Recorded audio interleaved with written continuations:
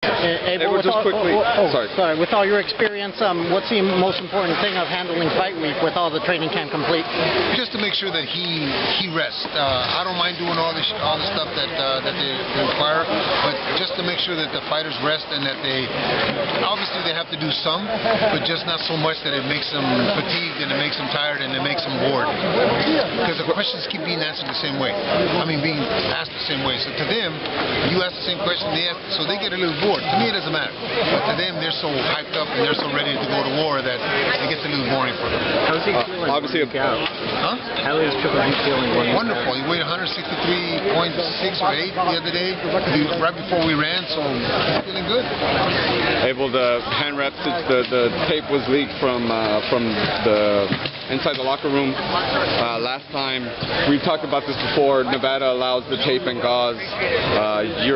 You don't wrap hands like that way, but kind of with all this coming up, are you staying the same even if you can do it? You're wrapping the hands the same you always have? No difference, no change? My father always said 2 wrongs don't make a right. I'm going to do what's fair and legal and what is the standard practice for our business. Just because one diva is making it different and doing it different doesn't make me want to change anything.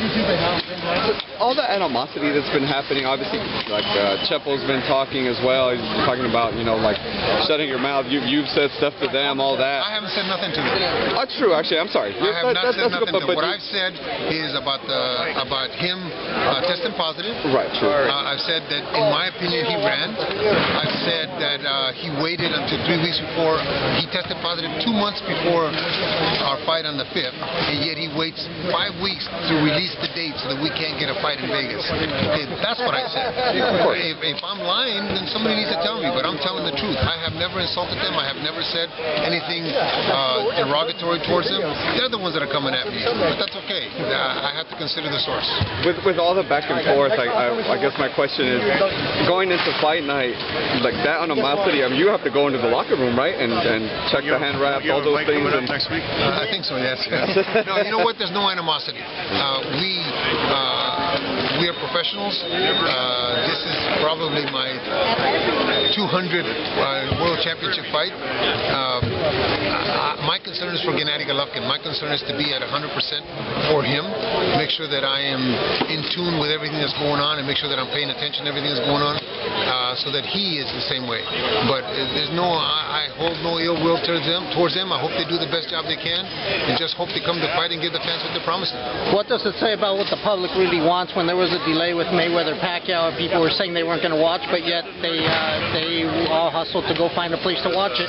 Now, after the steroids controversy, people were saying they weren't going to watch the fight, but excitement is building, and everybody that I know is going to gang up and go somewhere and watch the fight. So, I think that the anticipation of seeing what he looks like after the controversy of the steroid thing, I think it's something in people's mind. They want to see if it's true. They want to either, some people want to see him punished for what he did. Some people want to see if it's true, and other people just think that he's going to be a better fighter because of that. But I think that the controversy fuels that demand and fuels that willingness to want to buy it or want to go see it. Abel, Tom, this is for both of you. On your Reddit AMA, you mentioned that you think that Gennady has 4 to 5 fights left in him.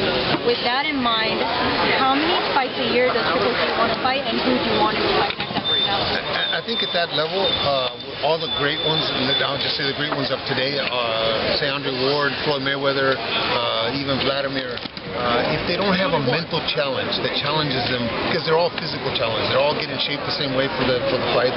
If they don't have a mental challenge that a fighter that brings that out in them, it's difficult to say how many fights, but if we can get those challenges for him so that he's motivated to go to the gym, because the gym is the hardest part, the training camp is the hardest part. They're in camp for 8 to 10 weeks, and they're in camp doing the things they've done for 20-some years. That gets boring. That gets old. If they don't have that challenge, it's difficult for us to say 4 or 5 fights. I'm hoping that Tom can produce those challenges so that we have 3 or 4 more fights. I agree with Abel. Gennady feels challenged. He feels that Canelo is the biggest challenge for him right now. That the two middleweights fighting against each other and they push each other. But if he's successful next week, then there's other great challenges in the middleweight division now. You got Murata, who's doing fantastic TV ratings over in Japan. So many other, Billy Joe Saunders is still out there, undefeated champion. So there's so many other great fights out there that. After Canelo, we'll see if Gennady feels challenged and physically, he's 36, but the way he takes care of himself, 3 years, 4 years wouldn't be out of the question at all. It just really depends on the challenge, like people said. And Abel, you've seen the fire in Gennady in this training camp? A lot of fire in his eyes. Yeah, you know what? We had a fight against a young man named Curtis Stevens, and Curtis Stevens. His people started posting some stuff on the internet, cemetery plots and stuff like that, and it upset Gennady very much, and it upset his brother very much. And I see that fire again, and in that fight, he punished Curtis. He could have knocked Curtis out early, but he punished Curtis. He wanted to make sure Curtis understood that you don't do that. And I see that again in this particular fight, and I think he's very upset about what's led up to this point. Why there is that kind of animosity? Why? Because of the positive test of the things that he's said and done. And I'm talking about Canelo, about the fact that he delayed releasing the date so that we couldn't fight on the 5th. All those little things are gnawing at Gennady, and I think that that's going to cause him to treat him just like he treated Stevens. Yeah, after the first fight, you guys had a great promotion. You were hand in hand, basically doing everything really well. This one has gotten really ugly. Are you surprised at the things that Oscar has said that has come out of the Golden Boy camp, just on a professional level? Well, one thing that Gennady made a point of is that even though he's been very critical of Canelo, it was about the testing, the positive testing, the excuses that Canelo's made. He's never said anything personally negative about Canelo.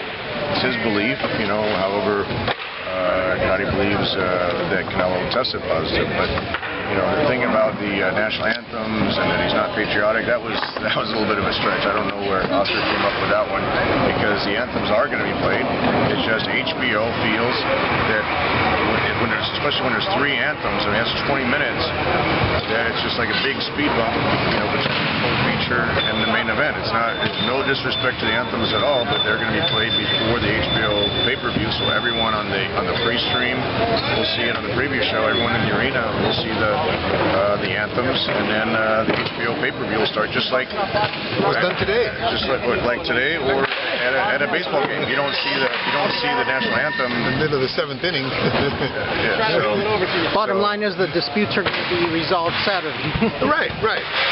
Absolutely. And to answer it a little more, I think that the insults and what Eric called me a crackhead.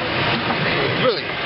This is what I'm talking about. I didn't hear that one. This is what I'm talking about. And Chepo called him pendejo and all. He called you a donkey. Well, it's the same damn difference in Spanish. But anyway, if somebody can point something out that we've said in that realm, I'd welcome it. All we've tried to say is the truth, what's happened, and if it's a lie, then please tell us it's a lie. Please show us. We're protecting Triple G's position. Wasn't Abel, even though Abel got blamed for protesting about the gloves, he didn't even get a chance to look at the gloves. Do we have a resolution on the gloves yet at all? The Nevada Commission has ruled that they're not going to be allowed in this fight. The California Commission, from what we understand, they submitted to California Commission. The California Commission won't approve them for any fight. So it's not just Nevada, and things like that get stretched out when we just want to have the focus in the ring. We don't want to have any controversies outside the ring. We just want the focus inside the ring and a level playing field, and between these two great warriors. So we don't have to worry about a glove issue next week. No, not a glove issue. What were your guys' thoughts? There might be other issues, but not the. You heard about the national anthem thing. What was kind of your first reaction? What was a stretch like? Really? First of all, he's a fighter. that he's a fighter. He warms up in the dressing room when he was in his heyday, and they say he warms up, and then comes out and stands there for 20 minutes waiting for those anthems to be played. It's not only not fair to him and the other fighter, but it's not fair to the audience. The audience is all revved up after the fight right before. They want to see the main event.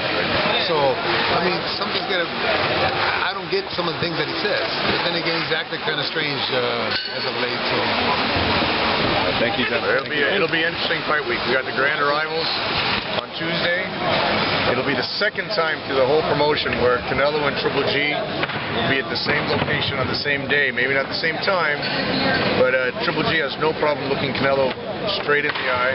Apparently, Canelo's the one that didn't want to have them at the same time, at the same place. But, you know, we got the grand arrivals. We got a great fight week planned. Grand arrivals, then we got the press conference on Wednesday. Then we got Rusa Madaya fighting against Kano Thursday on ESPN. And then the weigh-ins on Friday, open to the public. Weigh-ins open to the public. That's at the T-Mobile Arena, inside the arena on Friday. And the grand arrivals at the MGM, that's also open to the public. It's going to be a good fight week. Yes, looking forward to it. Thank you, guys. Thank you. One last question for you, Abel. We see everything because they send out press releases and B-roll and all these things for us to consume as the media. Do you as a trainer ever look at the footage that gets disseminated among us and make any kind of determination by anything you look at? Never.